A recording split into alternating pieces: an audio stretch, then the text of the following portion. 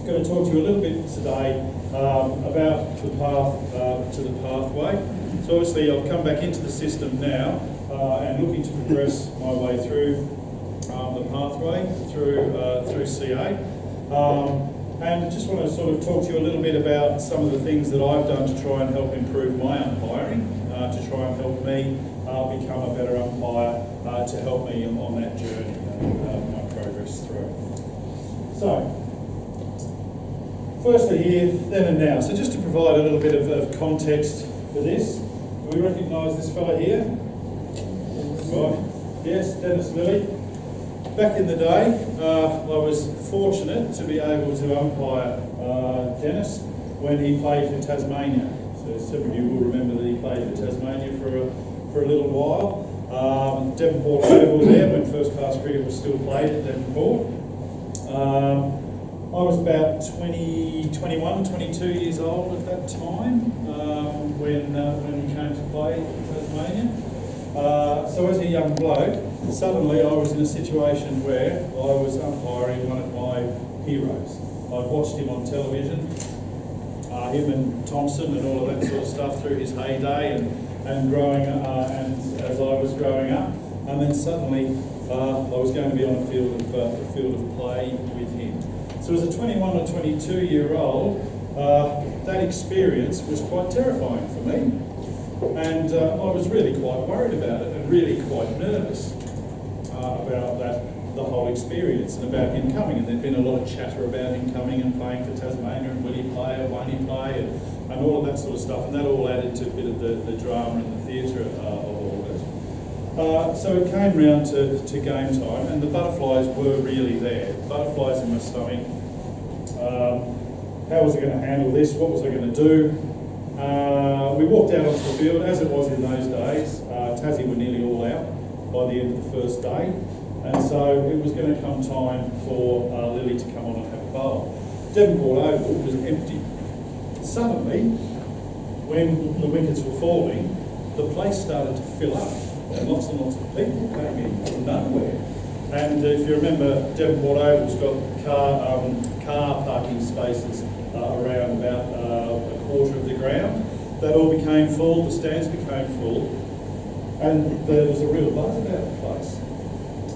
Tassie got all out, and it was time for Tassie to come on and bowl. So out we were walking, and Lily walked up the other end, and so I went, oh, he's not going to bowl at my end. So there was a real sigh of relief. Then he shouted out to Brian Davison, who was captain at the time. He said, "No, Dave, I'm going to come on from the other end." Excuse my language. And so I was on my way out to square leg, and now suddenly I was heading back in to the bowler's end. Then he got to the stumps and he went, "Umpire, you stand there." So I went, "Yes, Mr. Lee." And so I stood where he told me I was to stand. And away it went. And to this day, that is still one of the highlights of my career. He came in and he bowled that first ball. Andrew Hilditch was facing, short ball, reared up, thick inside edge, straight through to Richard Sewell, who was keeping at the time, and up with this almighty appeal. And it was like, I was standing there, I was nervous, a little bit shaky, in he comes, bang, thick inside edge, and I've gone like that. I realised, oh, that's out.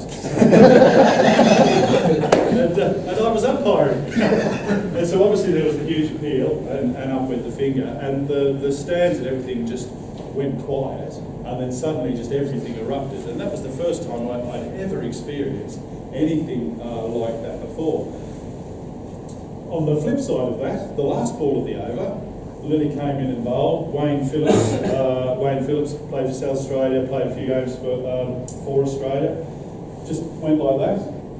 Ball smacked him on the pads. Huge appeal, and it was this type of appeal that he'd done. In my humble opinion, I believe the ball wasn't going to hit the stumps. So I gave him a out. And well, he went off on one. Slapped the pitch, grabbed his jumper off me, charged out, and did all this sort of stuff. And was really, really carrying on about the whole thing. So within that space of an over, I'd sort of gone from ecstasy to agony at the end of it, really. During all of that, as a young bloke, I was just rooted to the spot, really. I was in awe of this guy who I'd watched watched all the way while I was growing up as one of my heroes. Suddenly I was there confronted by this guy who was larger than life, a legend of the game and all of that. So I was reacting to the situation that I was in at that particular time. And umpiring was a bit like that then. It was a very reactive kind of, and this, again, I'm talking about my own experience. It was kind of a very reactive kind of style of umpiring. It was very instinctive. And it's a bit different in today's climate.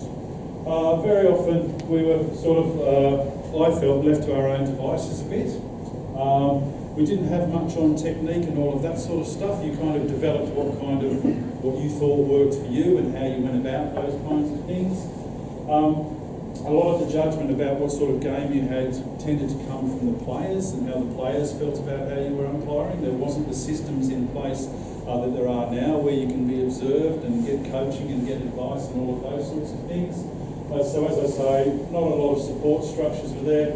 Obviously there wasn't as much technology there, and you kind of just moved on from one game to the next, and you just kept rolling and rolling and rolling through.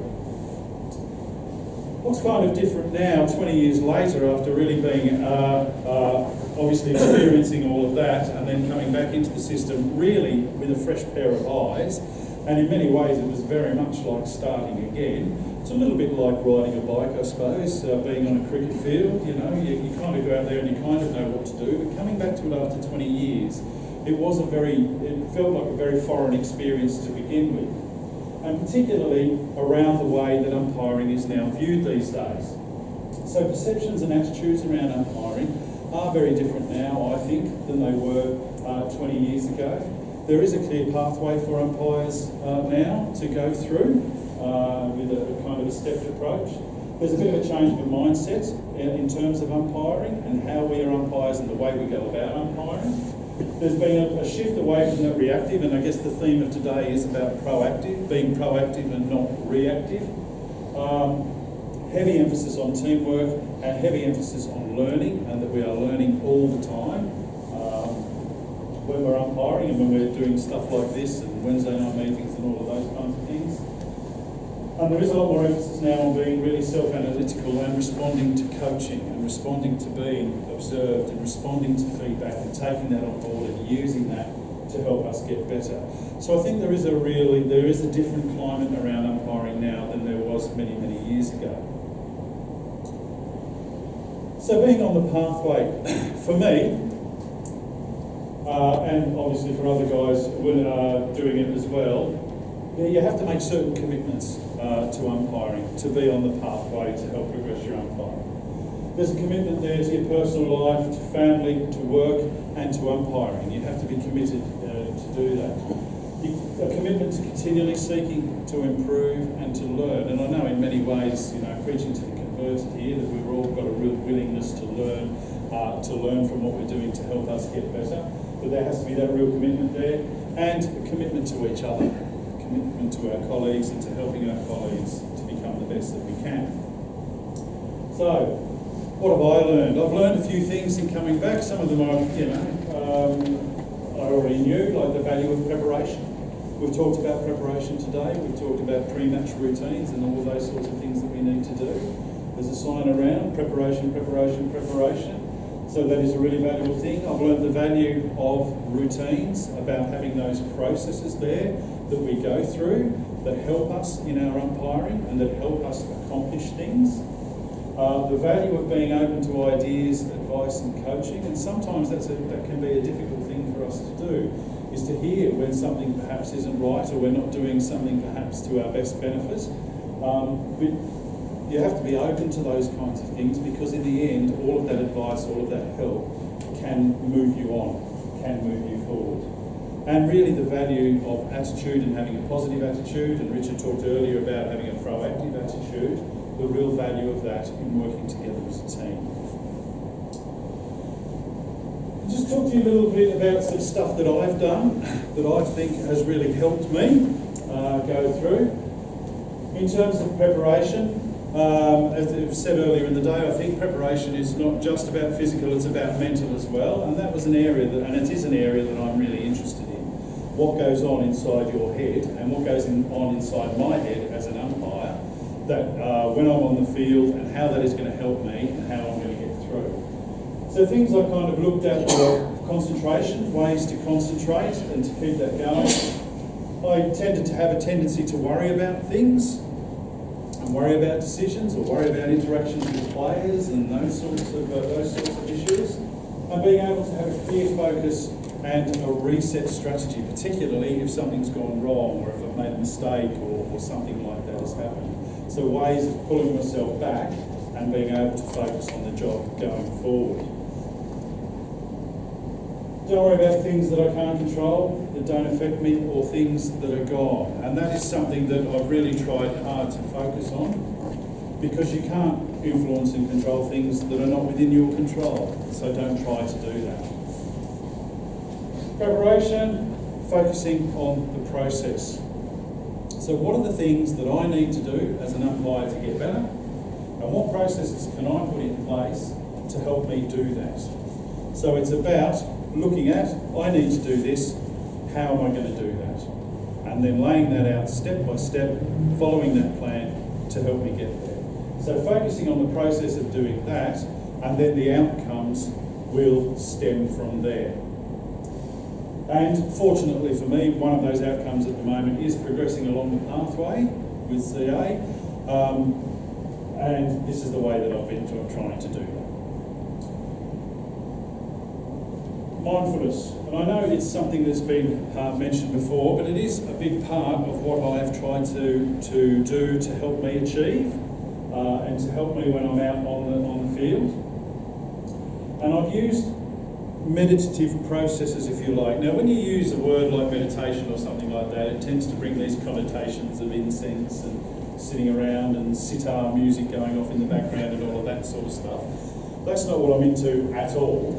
But I was really interested in using meditation and meditation processes as a way of controlling what's going on inside my head, and a way, and I mentioned reset strategies before, and a way of controlling what's happening so that I'm able to calm myself down, make sure that I'm focused and make sure I'm ready for what's happening and staying present in that moment when you're actually on the field and when everything's happening around you.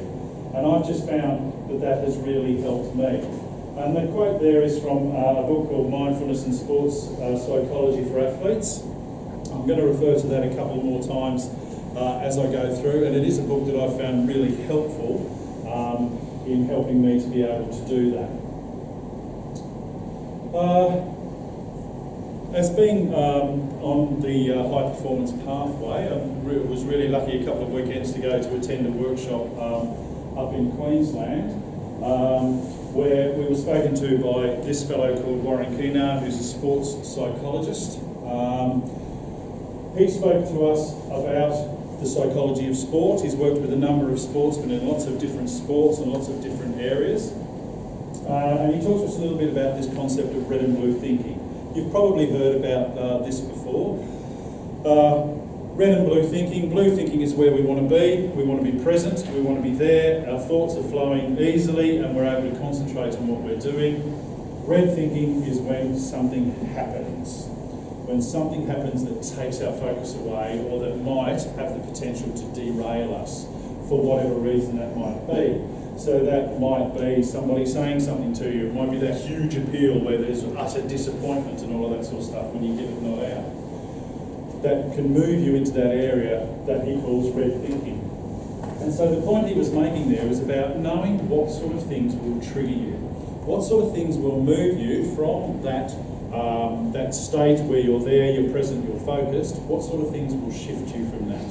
Knowing what your triggers are.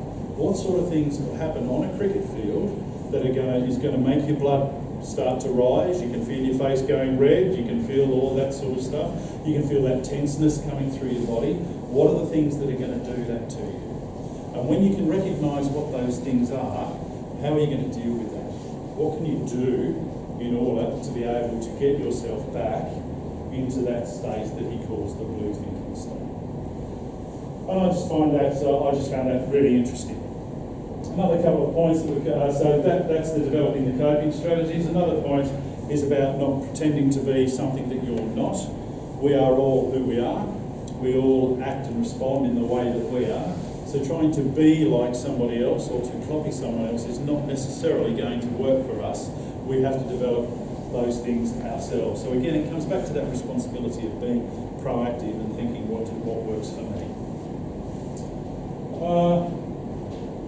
Again, the book I quoted just a little bit earlier also deals with this kind of concepts, but it talks about it in this kind of way, red, yellow and green thoughts. And what I liked about this is it talks about choice and about what you can choose to do. So having red thoughts, and the same as the red zone that Warren Keno was talking about, it stops our performance. It stops us from doing what we need to be doing because we're concerned and worried about something else. In this book they talk about the yellow zone, and that's where the choice is made. I can choose to let that happen to me and respond in a particular way, or I can choose to go down another path, which hopefully would be this green path, which is positive self-talk, positive thoughts that help move your game forward. So basically it's the same sort of principle, but it's just expressed in a different way. And I found that kind of idea and that kind of thinking has helped me. Might help you, might not.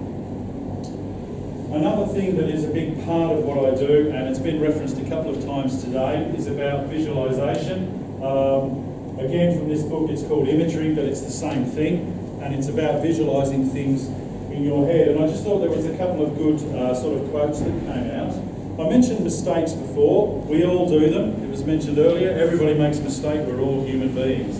But we all need to recover from that. And as it says here, moving beyond mistakes and recovering mentally is more important than replaying the mistake in your mind. It's like self-punishment. Some athletes believe if they feel bad enough, they can somehow make up for this. Do you do this? And I know there have been times when I have done that. I have replayed a cocker in my head over and over again. But who does that benefit? It certainly doesn't benefit me in terms of my umpiring and in terms of what's happening next. So it's about trying to think about how do you recover from those kinds of things. So moving on and seeing the correction in your head is the best choice. And this is what mindfulness and awareness of thought is. So again, it's another kind of process that has really helped me. Why do we use visualisation? Why do we use that sort of thing? Because it helps to build our confidence. We can see in our heads the situation as we want it to be, and we can move from there. It's about rehearsing things, so it's either a move, a play, or a game plan or something like that. Obviously this is written from the point of view of athletes, but it is equally applicable to what we do when we go out umpiring. It helps you to remain focused and stay present by seeing how things develop, seeing how things play out in your mind, and reminding yourself of your goals by seeing it actually in action. Using visualisation brings us to this concept here, which is called deliberate practice. Now, this is from another book called The Mindful Athlete by a fellow called George Mumford, who's very heavily into meditation practice and all of that kind of stuff. But he has been involved with a lot of sporting teams, particularly basketball teams in America. He's done a lot of work there. And he's very much an advocate of this deliberate practice, and it is really something that I've tried to incorporate into my visualisation routines. So breaking down what it means, let's start by breaking down the word deliberate. It means it's something that is done consciously and intentionally, and they're really important words in terms of what deliberate practice is and about using visualisation. So the first part of it involves focusing on and practicing one specific thing that you want to improve in your game. And again, that was mentioned earlier. We can't, I think it was Beach that said you can't have 6, 7, 8 match goals because that's just not achievable. You can't work on all those things during a particular game. So it's taking one area and specifically focusing on that, trying to gain mastery over that before you then move on to the next. So you're practicing it with intention and concentration, mentally visualising or rehearsing while you practice, and thus experiencing the move in your body. The perfect example of this is what Richard was talking about here with the movement whichever side you go to. The technique that Billy mentioned there, that Mike did about the kids and the kitchen table or whatever, I do a similar sort of thing with my lad when I'm playing cricket. Bowl the ball, he hits it one way and then I'll move the other way. And I had to work incredibly hard at doing that because I found it really foreign to start with. It just didn't seem natural to be able to do that. But practicing with intention, thinking about it in a game situation, what would I do, that helped me get there in the end. And I'm not perfect, by the way, either. I still have to keep going back and revisiting all of these things. And the thing about deliberate practice and the thing about visualisation is the brain doesn't know the difference between thoughts and experience. So in mentally rehearsing an experience, you're sending messages to your body about the specific outcome that you want to experience. And in a certain way, you are experiencing that outcome. I thought that was a really interesting statement. So by visualising a process and going through it, practicing it physically, moving, whatever it is that you might do, your brain, you're training your brain and you're training your body to respond in a particular way. And I just thought it was an interesting point to say that your body really doesn't know the difference between your thoughts and experience. Because obviously our brain is our receptor and that's what everything goes into. Routines. If you want those messages to be ingrained in your body and so ingrained in your body that that what you're working on improving becomes almost second nature, that you can therefore let go of your mind because your body knows what to do. You have to practice that thing over and over deliberately, which means with concentrated focus, steadiness of mind, intention, and a willingness to push yourself out of your comfort zone. Again, this is a reference back to what Richard said earlier about things becoming automatic, that whole driving thing. You do things automatically when you drive. You don't necessarily acknowledge that you're doing them, but you are doing them all the time. So those routine, or that driving routine, has become so ingrained that it becomes an automatic response. And I guess that's what we're trying to aim with our routines, is that we are doing things automatically that helps us in the process of getting through the day and in the process of umpiring. So how have I used deliberate practice? Obviously routines is the obvious one there. For things like pitch handovers, bowlers in routines, ball counting, square leg, and on and on and on it goes. So I have used that for a lot of the things that I've really tried to master, and I'm not saying that I've mastered everything at the moment, but it has really helped me, and it helps me to go back and revisit things as well. And also, I was just sitting there thinking before, I've used deliberate practice in terms of conflict resolution, in terms of how I would speak to players, how I would speak to a bowler, how I would handle a protected area thing, just lots and lots of different aspects of the game that I've tried to use these kind of practices to help me, so that when it does happen out there on the pitch, I'm ready for it. And that's basically the reason behind it. And obviously, have I worked on more once? No, you can't, and that goes back to the So that's a little bit about mental preparation and things that have really helped me. Physical preparation is also something that I've tried really hard with. I'm certainly nowhere near being perfect with physical preparation, but as the first sentence says there, I just found it easy to umpire when I'd lost some weight. I tried hard to lose some weight. Weight's been an issue with me, well, even when I was umpiring 25 years ago. Weight was an issue for me, and it is something that's just constantly something that I need to keep working on and need to try and get a handle on. But the big effect of that was I did find it easier. I found moving easier, and I found standing on a field for 6-7 hours a day. I found that not easy, but found it easier to be able to do that when I'd shed a few kilos. How did I do that? There's no rocket science to this. Spoke to the nutritionist for cricket, Taz, a little while ago, and according to her, I've got a low carb budget, so I can't eat too many carbs because that just puts the weight on. So I've tried to cut down carbs, eating sensibly, lots of fruit, lots of salads, and all of that sort of stuff. There is no easy way to do it, but what has helped me to do that is that there is a focus at the end of that. I've got something that I'm aiming for in moving through the pathway, and so that helps to give the motivation to be able to do that. Fitness is another thing that's really important. I don't do lots of running anymore, because I just find that pounding on my body now as I'm getting older just doesn't have the desired effect anymore. I do lots of rowing, cycling, and all of that sort of low impact kind of stuff. I do a lot of stretching now, and Richard put me onto a stretching kind of routine that I do every morning, sort of based on a yoga kind of yoga exercises. It just helps to stretch out my back and legs and all of that kind of stuff, because again I've found as I'm getting a bit older, those things start to seize up a bit. So it's about trying to look after myself physically as well. Again, on the mental side of things, self-evaluation. I don't need to tell you guys much about self-evaluation, because you guys sort of know about that. Self-evaluation can have that kind of little bit of an aura about the fact, about the term self-reflection or self-evaluation. But it is just important, as you guys already know, to think about the games that you have and what sort of areas can I pick on, what can I choose that I need to work on to try and get better. And I think this is a really important point, and I must say a big thanks to Sam Nagaski. When he was in South Africa, as James mentioned before, he attended a seminar over there for the first class umpires in South Africa, and they did lots of different things.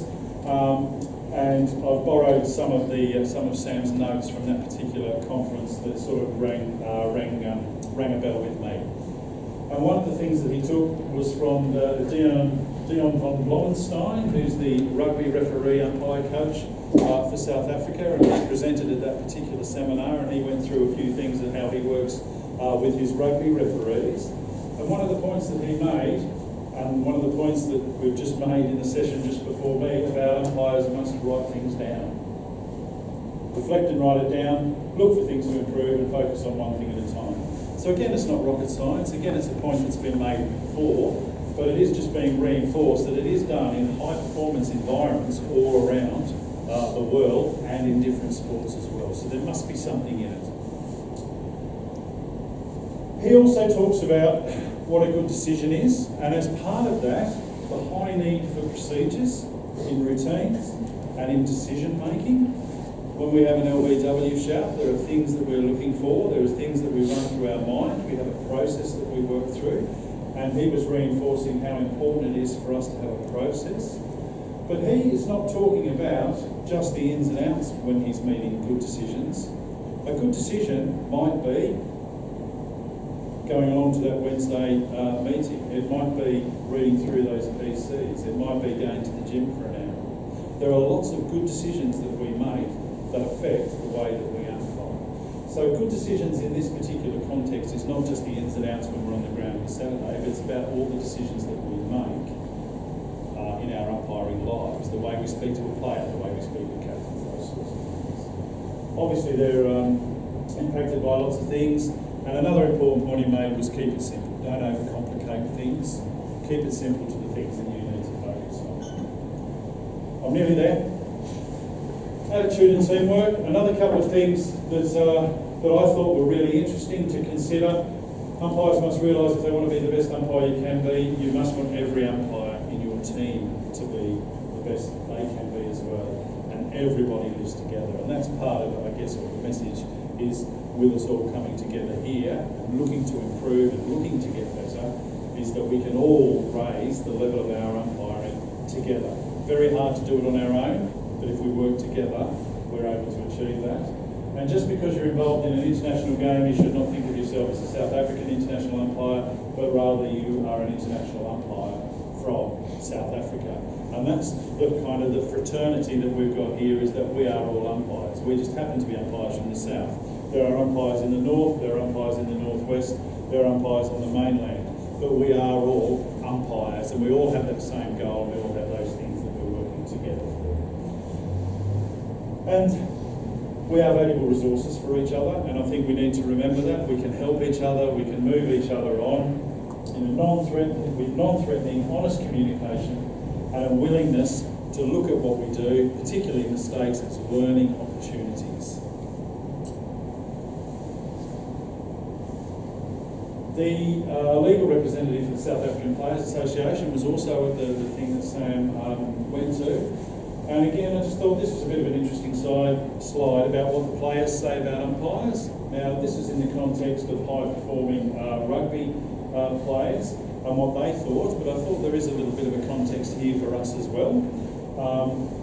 That actually players do respect the important role that umpires play, and I think listening to Adam Griffith there before, I mean, it seemed to me he was a fairly genuine guy, and he really did respect the role that we play and the role that umpires play in the game, and is really willing to use that. And I think most players are like that as well. They do respect the role that we play.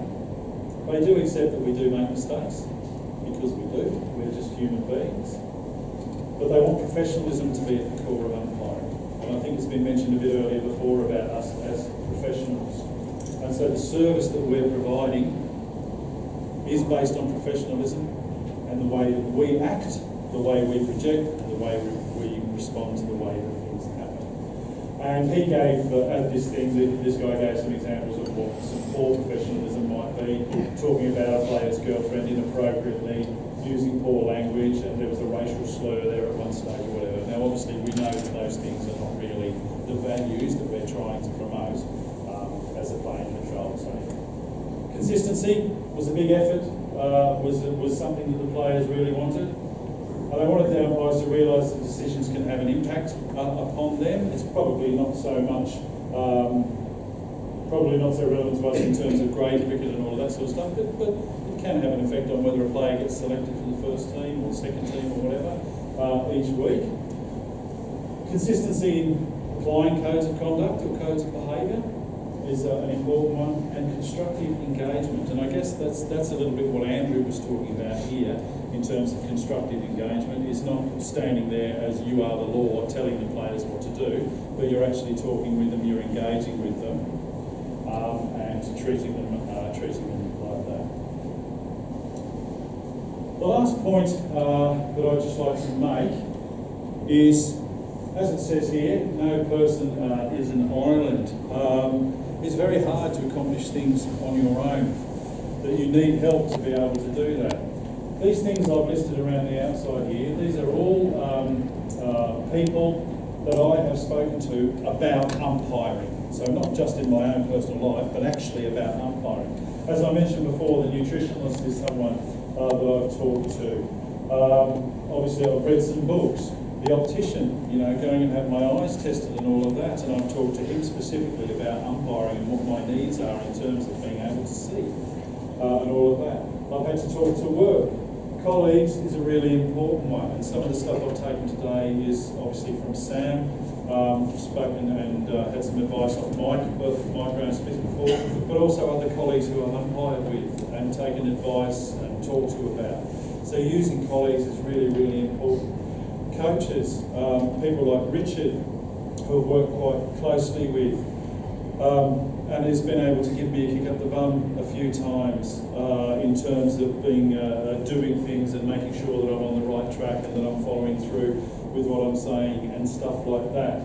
So those people are there to help and to help push you and get you going in the right direction. So it's really hard to do things on your own, and there is a whole framework of people around that you can use to help you get along. So what did I need to do? I had to think about these things. What can I do? What can I improve and learn? How can I contribute? What value do I bring to umpiring and being on that pathway and actually moving through? And I guess the important point there, you can't be someone that you are not, so you do that in your own kind of individual way. That's it from me. So sorry if I've sent you to sleep, but those things are important to me. They are things that I've used to help me get along and to help continue along the pathway. I have to continually keep working on things to keep moving forward. There's no mission accomplished. It's always a work in progress. And there are lots of areas of my personal life, my umpiring life, and all that sort of stuff that are works in progress. But there are opportunities there for people who do want to try and move on. Some of the things I've mentioned here have really helped me. They might help some of you if you're really interested in trying to go down that path and trying to improve your umpiring. Cool.